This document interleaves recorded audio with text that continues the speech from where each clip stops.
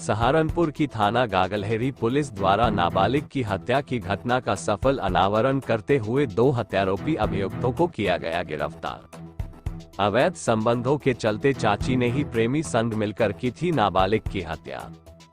SP city Abhimanyu मांग लिखना पत्रकारों को जानकारी देते हुए बताया कि हत्या आरोपी वर्षा पत्नी विकास व शुभम पुत्र गौतम के आपस में अवैध संबंध थे, जिसके लेकर शुभम 12 मई को वर्षा से मिलने उसके घर आया हुआ था, जहां सचिन की पुत्री ने उन दोनों को देख लिया, जिससे उन्होंने डर व गुस्से के कारण नाबालिग की हत्या कर उसका शव छुपा दिया था। अगले दिन जब पुलिस डॉग स्क्वाड के साथ आई तो वर्षा ने डर के कारण घर में बने रोशदान से शव को बाहर फेंक दिया था। पहला शक हमारा इसके चाचा पर जाता है। उसके बाद हम चाचा के घर की तलाशी लेते हैं। चाचा के घर की तलाशी ली जाती है तो उसमें देखा जाता है कि जो उनकी किचन है, जहाँ से वो जंगला लगा हुआ है, वहाँ पर कुछ राख थी। राख के साथ ये जो जब अपना खाना बनाते हैं वो राख एक स्टोर में रख लेते हैं। जो चावल बचा होता है उसको भी वहाँ रख लेते हैं, और जो प्याज और सब्जी के जो छिलके विलके होते हैं उसको भी वहाँ रख लेते हैं। तो संदिग्ध तरीके से इसकी चाची से चाचा से पूछताछ की जाती है। तो जो पूछताछ में चाची के द्वारा ये कबूल लिया जाता है कि उसके द्वारा ये पूरी घटना कारिज करी गई है। इस घटना की वजह जो रही थी वो बताती है कि उसका जो संबंध था वो 6 साल से एक शुभम नामक युवक है जो उसी गांव का है, लेकिन अभी हरिद्वार में एक होटल में काम कर रहा है, उसके साथ था। और 12 तारीख को जिस दिन ये लड़की मिसिंग हुई थी उस दिन ये दोपहर में शुभम इसके घर में था चाची के, और इन दोनों के संबंध बन रहे थे। तभी ये लड़की वहाँ पर आती है, बच्ची वहाँ पर आती है और उनको इस अवस्था में देखती है। इससे ही डरकर और क्रोधित होकर ये जो शुभम है हमारा इसमें मुख्य अभियुक्त है, उसके द्वारा इसको थप्पड़ मारा जाता है बच्ची को। ये बेहोश हो जाती है वहाँ पर, और जब चाची कुछ समय पानी लेने बाहर जाती है घर से तो उसके द्वारा दुष्कर्म की घटना भी काट की जाती है बच्ची के साथ। और जब चाची पर वापस आती है वहाँ पर इन दोनों के द्वारा ये तय किया जाता है कि इस बच्ची को वहाँ पे मार दिया जाएगा और उसकी बॉडी को तालाब में छुपा देंगे, जिससे इस घटना के बारे में किसी को पता न चल पाए। उस दिन ये बॉडी जो बच्चे की बॉडी है वो चाची जो है वो अपने घर में जो स्टोर रूम बना हुआ है वहाँ पर छुपा लेती है, जिसकी वजह से ही उसकी बॉडी पर जो अब राख और जो चावल है और ये छोटे छोटे छिलके जो लगे हुए हैं प्याज के, उस वजह से उस बॉडी पे कवर हो जाते हैं। अगले दिन जैसे ही सुबह जब पुलिस वहाँ पे पहुँचती है, इनको डर होता है, इनको आभास लगता है कि घर तक शायद पुलिस पहुँच जाएगी डॉग स्क्वाड लेकर।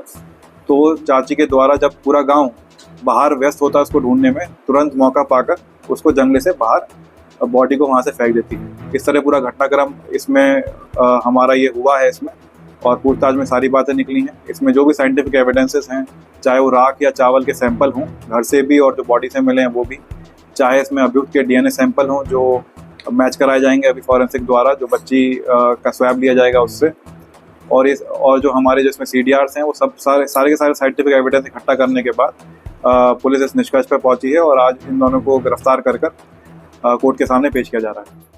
विद्युत कनेक्शन न मिलने पर डीएम कार्यालय पर आत्मदाह करने पहुंचा बुजुर्ग। टपरी के रहने वाले बुजुर्ग राधेश्याम त्यागी ने बताया कि करीब 3 माह पहले उसने घरेलू विद्युत कनेक्शन के लिए आवेदन किया था, लेकिन घरेलू कनेक्शन नहीं मिल सका।